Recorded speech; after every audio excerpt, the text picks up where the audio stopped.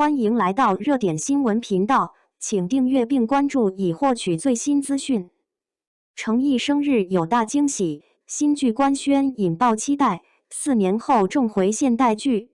程毅这次热搜热度不止在生日，关键在那句马上进组。我看很多人把它当成宠粉时刻，可放到演员职业线上，这更像一次节奏校准。36岁，不是流量叙事里最轻松的年纪，却常是演员重新定型的窗口期。5月17日，程毅生日直播，在线人数冲到1000万，这个事实很直观，消息点也很清楚。他亲口提到自己马上要拍新剧《受谎》，已经在准备了。围观的人兴奋，能理解，毕竟对事业粉来说，最值钱的从来不是口号，是进组，是开机，是新角色落地。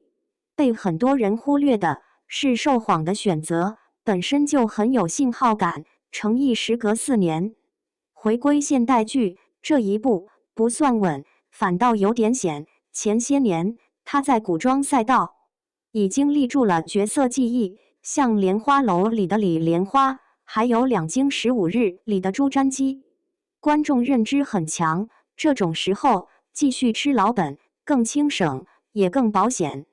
可他偏偏转去现代悬疑，这不是简单换造型，更像主动拆掉外界给他的舒适区。再看角色设定，心理学家林燕婷白天测谎精英，晚上追查复仇，还是病弱感人设。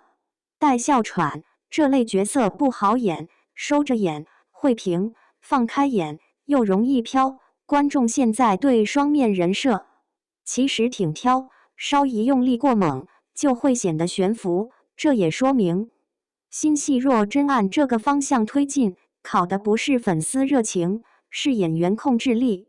班底同样值得陆建清导过《寒战》，这次首导电视剧，编剧又有金像奖背景，项目还用了粤语加普通话双语叙事，这几个信息拼起来就不是普通偶像剧路数了，更像在往类型化、影像感上靠。据公开行业常识，近几年平台对悬疑剧的要求早就不只是快节奏，还要有人物灰度，要有地域质感，要能撑住长尾讨论。这对演员既是机会，也是照妖镜。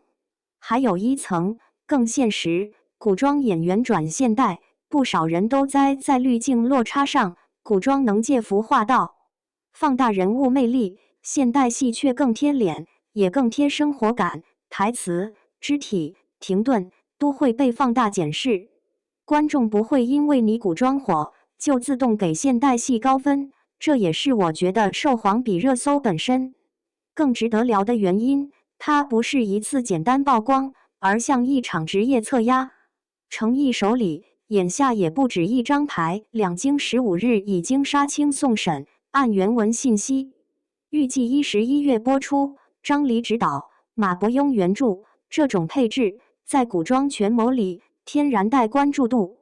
也就是说，他现在其实站在2条线中间，一条是已经稳住的古装基本盘，一条是还要验证的现代类型片能力。这个阶段最怕的不是没热度，是只剩热度。